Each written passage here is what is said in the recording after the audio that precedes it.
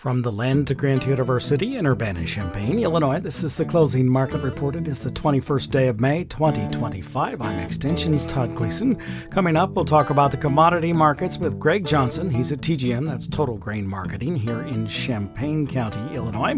We'll turn our attention to yesterday's Senate hearing with RFK Jr., where he talked some about a MAHA Commission report that's due out tomorrow and its related impact on agriculture, farm chemicals in particular. And then we'll turn our attention to the weather forecast, too. We'll do that with Drew Lerner at World Weather Incorporated in Kansas City on this Wednesday edition of the Closing Market Report from Illinois Public Media. It is public radio for the farming world. Todd Gleason services are made available to WILL by University of Illinois Extension. July corn today settled at $4.61, up 6.5. September 7.5 higher at $4.42 3/4. And December new crop at $4.55 a bushel, 7 cents higher. July soybeans $10.62 3/4. 9 3/4 cent higher. November up 11 1/4 at $10.52 1/4. Bean meal futures $1.50 higher. The bean oil up 33 cents. Soft red winter wheat up 3 1/4 at $5.49 1/4 in the July. The hard red at $5.40 1/2, up 4 1/4 cents. Live cattle futures finished the day 80 cents higher. Feeder cattle were off $1.07 and lean hogs were $1.02 1/2 lower for the afternoon. Crude oil down 43 cents a barrel at $61.59. Diesel fuel just about a penny higher, $2.10 1/2 a gallon. And the wholesale price of gasoline at $2.10 6/10, just about unchanged on this Wednesday afternoon.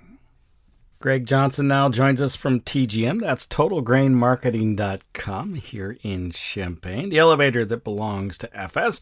Hey, thanks so much. I appreciate you being with us. I was just glancing through at the daily trade, and soybeans and corn have both had pretty good months, actually, from April and May, I feel like.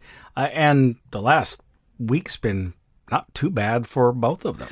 Yeah, April was a good month for corn. May has not been a good month for corn. Basically, we've lost in May what we gained in April. We've been down 5 weeks in a row on old crop corn. Not a lot on some of those weeks, just a few cents here and there, but nevertheless, we have been down 5 consecutive weeks in corn. But it looks like this week we're going to break that streak, and we're going to finish higher for the week in corn, and we're going to finish higher for the week in beans as well, which will break the 2-week losing streak. If you go back and from the 1st of April, corn's down only a nickel from where we were on April 1st, and the beans are actually up about 38 cents since the 1st of April. So, and wheat's up about 16 cents since the 1st of April. So corn's the only loser, and that's only a nickel. So basically we're in this sideways choppy pattern, wait and see, and we're still waiting to see. It's too early to say, what kind of yield we're going to have. I would say 90% of the crop is basically planted. Unfortunately, the 10% that's not is in southern Illinois, Kentucky, southern Indiana, Ohio, and maybe 90 is a little high, but basically it's wrapping up in most areas. But there's a little bit of concern about with the rain in the forecast this week that whether the guys in southern Illinois can finish up corn before the end of the month or not. So next week's shaping up to be a pretty critical week for them. They would obviously like to get corn planted in May. If it gets into June, I think they'll plant corn the first week of June, but second week of June they'll either switch to beans or take prevent plant if they don't have the corn in the ground by June 5th. Yeah, so you and I were looking at the same thing, but I was thinking about April, the beginning of, and we are now above that. I just skipped the middle part of April, where we went to what, 470 or thereabouts. In December corn. So another 15 cents higher from where we are at this point. You think we can rally back that far still? I mean, there's plenty of time left for a seasonal rally, but it is about gauging where this seasonal rally might end. And we've got, I suppose, several weeks that yet to go, and anything could happen with the weather. Yeah, the weather is what would cause us to rally back to those old February highs. The problem is, I think the trade is looking at the USDA numbers, 95.7 million acres and 100 and what are they using for a yield? They're using 181. Yeah. 181. 181. Yeah, 95.3 million and 181. And those numbers obviously could change, but they're not going to change today or tomorrow or next week. So that's what that's what we have to trade off of. And if we have some weather problems, then we can maybe start adjusting that 181 down, but we're not going to adjust it down today. I don't think the traders are in any, there's just no overwhelming evidence out there that we don't have a 181 crop. So, that's what we trade off of. And like I say, corn's really hanging in there, all things considered, very well. Like I say, we've lost a lot here in May, but we gained it in April. And so, June and July will tell the tale, and we're kind of in that sideways wait and see mode at this point. Sideways to lower since February, right? Since February, yeah, we made some highs in mid-February. I think February 18th, in hindsight, was the day we should have sold. Yeah, I'm looking at the chart. You are correct. That 470 high or 480 high there seems like a pretty nice place, right? Oh, gosh. Well, exactly. But December corn is 450 something, so it's right in the middle. I mean, we talked about this trading range. I mean, this potential range of $4 if everything goes well, $5 if we have some issues. And so we just don't know. And so we're at 450. We're exactly right in the middle. I think this is a good reminder for producers to have offers in at that 470, 480, 490 level in case we do get a weather scare, because there still is that chance that we could be $4, 410, 420, by the time fall rolls around. Yeah, scale in to that, probably making sales on the way up, and hope that you have the worst sales there and it continues so you can make better sales later on in the marketing year, I suppose. For soybeans, a better picture. Why is that the case? I think there's some concern that maybe the biofuels policy could encourage more soybean oil use, which would encourage more soybeans. I think that's part of it. We're seeing a little bit of weather-related issues in Argentina, a lot of flooding. I don't think that affects their crop a lot, but every little bit helps. That will reduce their supply to some extent. We do have some hot and dry weather in China, and we have hot and dry weather in Russia. We have snow in North Dakota. So there are some weather related issues that are kind of helping the soybeans out. But I think the main thing is the government policies, the potential for the government policies to help soybean oil and by default soybeans. Now, I don't know whether this is an issue still or not. Is our crush capacity a constraint that will cause, even if there is the push for soybean oil, for there to be a constraint so that with basis might break, even if prices are moving higher?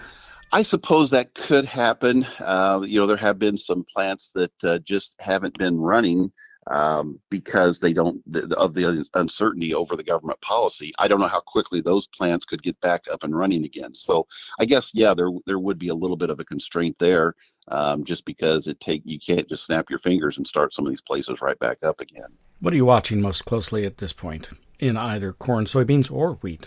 I think the funds. It's interesting to watch the funds. They're short corn, and they have not been short corn in May for forever. I mean, very rarely are the funds ever short corn in May, because as we just talked about, we typically get some kind of a weather scare in May or June. And it's just unusual for funds to be short, but they're looking at that 95.3 million acre number, I guess, and 181 yield, and that they seem to be comfortable staying short corn, and maybe that'll turn out to be the right thing. But if we do see anything out of the ordinary as far as weather is concerned, I think the funds could come back in and buy, and it's all about timing. Do the funds buy before the farmers sell? The farmers probably aren't going to sell before the 4th of July. That's historically, they want to make sure their corn pollinates in good shape before they really add to sales. That may or may not be the right thing to do, but I think that's what will happen. The farmers are going to be extremely tight holders until after pollination. So if the funds would happen to come in and buy corn or soybeans for that matter, before the pollination period, we could see a little bit of a bounce. So I guess I'm kind of watching to see what the funds do. Hey, thank you much, Greg. We'll talk with you again next week. All right. Thanks, Todd. That's Greg Johnson. He is with TGM. That's TotalGrainMarketing.com.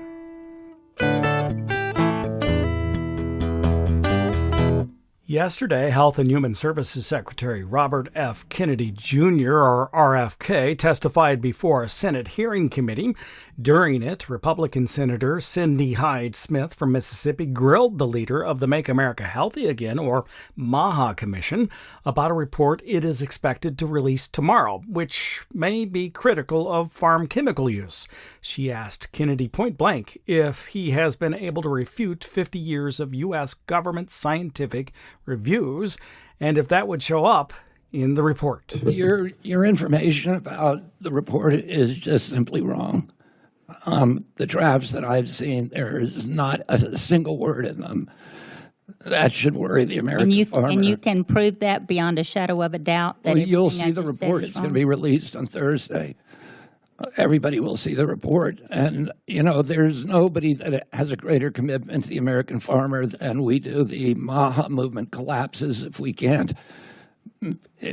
partner with the American farmer in producing a safe, robust, and abundant food supply. And we understand that. I said during my campaign when I was running for president, and I have said repeatedly throughout this process, we cannot take any step that will put a single farmer in this country out of business. Okay, there's a million farmers who rely on glyphosate. There's a million farmers who rely on glyphosate. 100% of corn in this country relies on glyphosate, and we are not going to do anything to jeopardize that business model. We are. But you're saying my comments are totally inaccurate. In today's totally world, inaccurate. Still, farm groups like the American Soybean Association, the National Corn Growers Association, the National Association of Wheat Growers, and the International Fresh Produce Association are worried.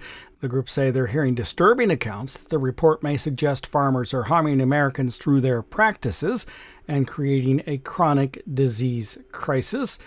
Farm chemicals in the United States are regulated by the Federal Insecticide, Fungicide, and Rodenticide Act, or FIFRA. It uses what's called the risk cup, or a conceptual tool.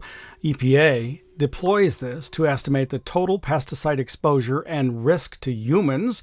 It represents the total allowable risk from a pesticide, considering exposure from various sources like food, water, and residential uses, not just how many times it was used on the farm field, but how many total times it could be used on the farm field, and how often it might also show up in the food supply, the water supply, and in other possible ways.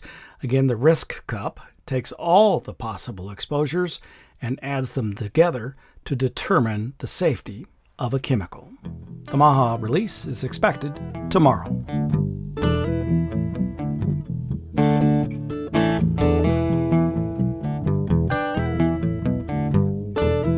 You're listening to the Closing Market Report from Illinois Public Media. Our theme music is written, performed, produced, and courtesy of Logan County, Illinois farmer Tim Gleason. We're celebrating 40 years of this program, more than 10,000 episodes, and some 30,000 interviews. Thank you for taking your time and spending it with us here at Illinois Public Media.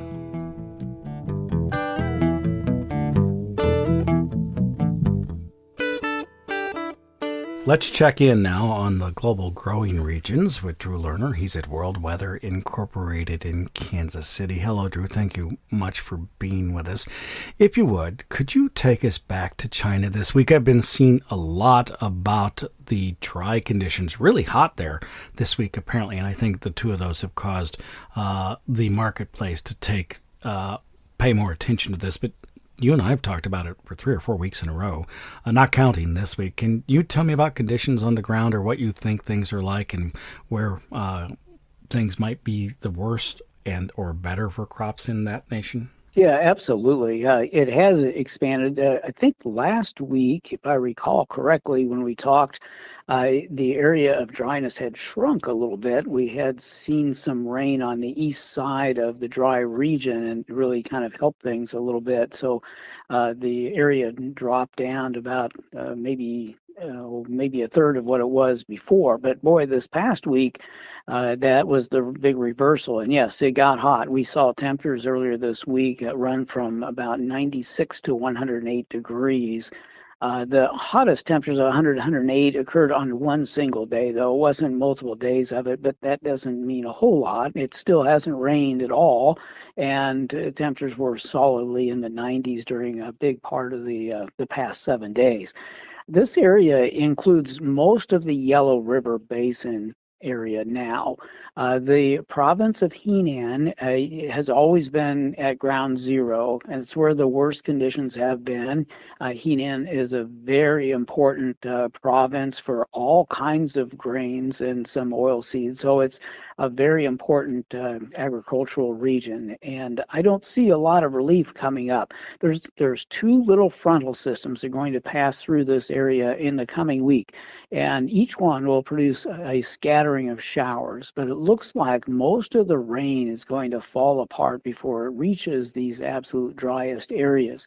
And so we will perpetuate the dryness for yet another week to 10 days, even though there'll be a few showers that will scatter through there. The temperatures will come down, so we'll probably be more upper 80 and lower to middle 90s as we go forward through the coming week. So not quite as oppressive, but nonetheless, it's an important agricultural area. Half of the corn and soybeans come out of northeastern China, and the other half come from this area, more or less. Turn your attention to another place on that side of the world, but let's go down under to Australia, check in on the winter wheat crop there. Yeah, the planting season for wheat, barley, and canola usually starts in the last part of April.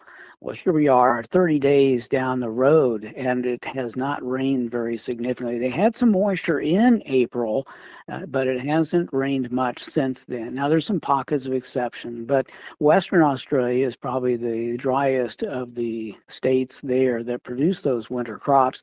And I'm not looking at any rain there for, again, another 10 days, most likely, and maybe longer.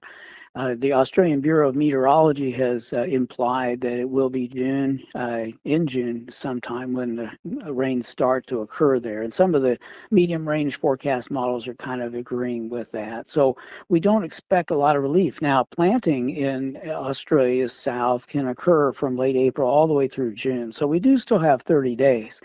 To maybe even 40, 45 days to take advantage of optimum planting environment. And in past years, when there's been a bad drought in southern Australia, they have planted all the way into July and been somewhat successful, but the yields do come down when they plant outside the month of June. So we're going to watch this pretty closely. Now, there's going to be some rain this week in New South Wales, so they're going to be in the best shape along with Victoria. So this is primarily a Western Australia issue with a little bit in South Australia as well. Before we get to the United States, swing across and around to South America in Brazil.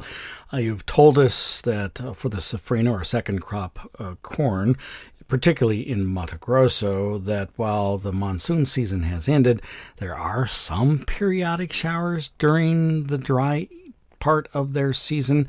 Have they been getting them? They haven't had much moisture, but they have had some, yes.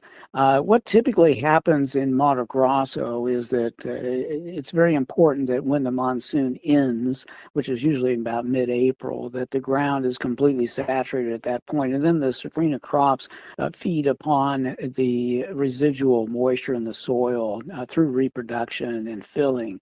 And normally that works out really well when the crop was planted on time, but we were 2 to 3 weeks late putting some of that crop in the ground. And therein lies the problem, because the moisture profile is in decline, as it should be. There's nothing abnormal with the weather that's been occurring, but these late planted crops are, getting closer to the start of reproduction, but we're also depleting soil moisture as each day goes by. Well, there is a chance for a couple of weak frontal systems, actually one weak frontal system, to move through that area next week. And if it occurs as advertised, it actually could produce maybe a couple tenths to 3/4 of an inch of rain, which might just be enough to slow down the drying and to help these crops through that initial part of reproduction.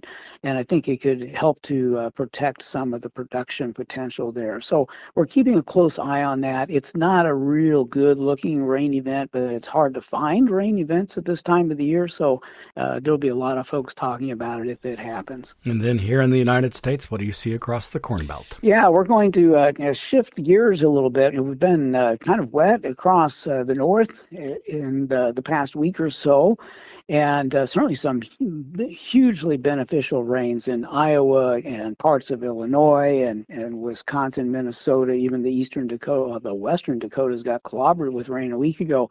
And all of this area actually has now adequate to slightly surplus topsoil moisture. There's still some dryness down deep in the ground in some of those areas, but all of this wet biased condition is about to come to an end in those higher latitude areas. And we're going to shift gears and move the moisture to the south. And starting, maybe this weekend and continuing into next week, we're going to see waves of rain move through the lower Midwest, including Missouri and parts of, unfortunately, Kentucky and parts of the Delta, southern Illinois, and neighboring areas. And this will certainly make the ground wet again in a lot of those areas. I say unfortunately for some of that area because obviously we are still not planted in parts of Kentucky and southeastern Missouri, northeastern Arkansas, western Tennessee, where we had that flooding event in late March and early April, and we have still to this day not been able to get into the fields there, at least some of them, because it keeps precipitating periodically. And we have cool weather in front of us here for the next 7 days, and that's going to keep the evaporation rates low. So cool and wet is not going to help these folks that are trying to get that crop in the ground. Any early thoughts on June and July? Yeah, I think June and July, we are going to see some warmer temperatures kick back in. In fact, I think once we're done with this next 7 days of cool weather, we'll see the temperatures rebound to a more seasonable range. And then another week after that, we'll be above normal and probably spend a big part of June in that mode. There will be showers and thunderstorms that will resume, but it does look like the precipitation will favor more northern areas once again. So maybe those southern areas will have an opportunity to finally firm up, and maybe we can put something in the ground before it's all over. The month of July, we'll probably see drier biased conditions in the plains and the northwestern Midwest. The rest of the Midwest will probably have a mix of rain and sunshine and won't be too bad. We don't expect a lot of heat in the east, but in the west, there will be certainly periods of that until the southwest monsoon kicks in, which will be mid to late July. Then we'll probably see more rain again. Thank you much, Drew. Have a great day. You too. Drew Lerner is with World Weather Incorporated in Kansas City. Joined us on this Wednesday edition of the Closing Market Report that came to you from Illinois Public Medium. It's public radio for the farming world, online, on demand, anytime you'd like to listen at willag.org. That's willag.org, or you can search it out in your favorite podcast applications. I'm University of Illinois Extension's Todd Gleason.